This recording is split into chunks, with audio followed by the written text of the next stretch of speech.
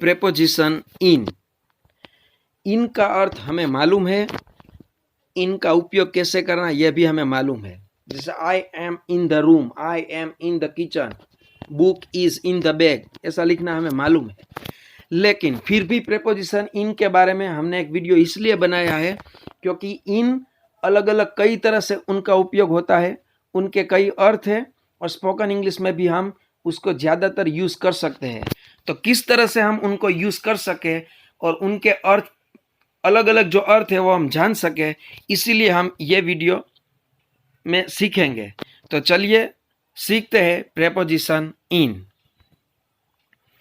देखिए ये इसका पहला अर्थ है कंटेन विद इन। अगर कुछ अंदर कंटेन है, मिला हुआ है, तो उसको भी हम इन से बता सकते हैं। जैसे I can't drink coffee with water in, मैं ऐसी कॉफी नहीं पी सकती हूँ जिसमें वाटर इन है, पानी मिला हुआ है।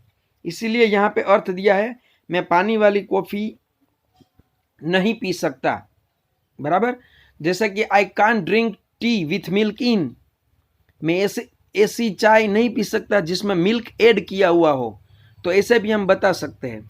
जैसे यह दूसरा सेंटेंस भी है I can't drink lemon juice without sugar in, जैसे विथ इन ऐसा विदाउट इन हम यूज कर सकते हैं।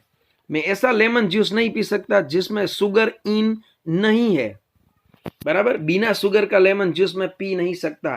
तो इस तरह से इन का उपयोग हम कर सकते हैं। दूसरा उसका उपयोग है इन्स एंड आउट्स। ये एक शब्द है, इसका अर्थ क्या है? To the details and aspects of an activity, मतलब कोई भी प्रवृत्ति हो उनकी सभी डिटेल्स माहिती है उनको इन्स एंड आउट्स कह सकते हैं।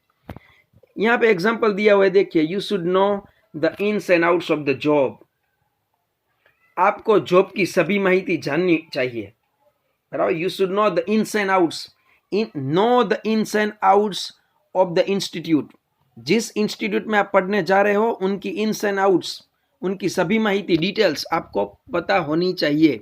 मतलब इन्स एंड आउट्स तो माहिती, इस तरह से भी इन शब्द का आउट के साथ यूज होता है। उसी तरह एट होम और एट अ प्लेस, हम घर पे हैं ऐसा कहने के लिए जिस तरह से हम एट होम यूज कर सकते हैं, तो उनकी जगह पे इन भी यूज कर सकते हैं।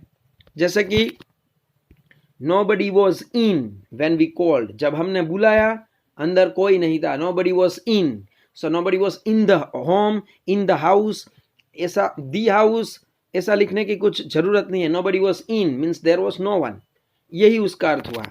उसी तरह से wearing something, कुछ पहनने के लिए, जैसे हमने on में भी बताया है, have on, put on and wear, wear शब्द जिस तरह से यूज होता है उसी तरह इन भी हम यूज कर सकते हैं।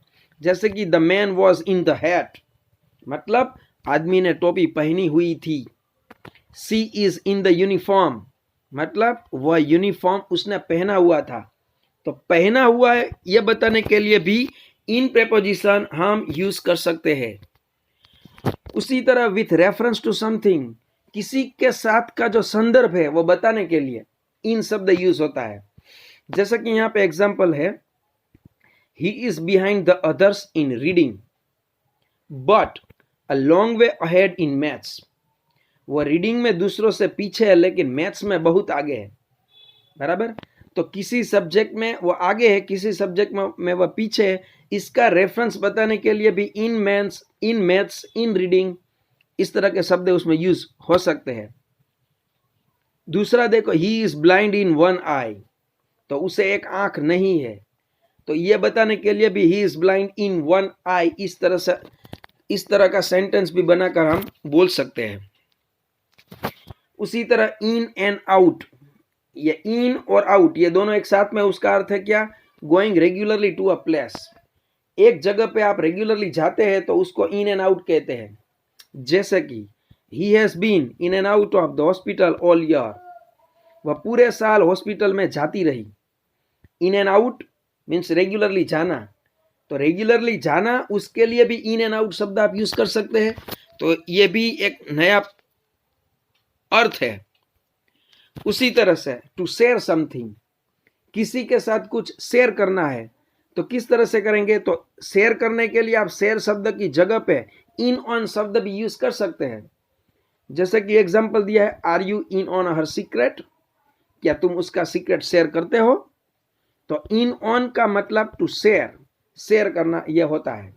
इसीलिए दूसरा सेंटेंस दिया हुआ है समझने के लिए, will you be in on this message. इसका मतलब क्या हुआ, क्या यह मैसेज तुम मुझे शेयर करोगे? Will you be in on this message, बराबर। तो शेयर शब्द न बोलने की जगह पे इन ऑन शब्द हम यूज कर सकते हैं। तो दोस्तों इस तरह से इन प्रेपोजिशन के अलग अलग कितने ही अर्थ होते हैं और कितने ही उसके उपयोग होते हैं, वह हम स्पोकन इंग्लिश में भी उनका यूज कर सकते हैं। Thank you.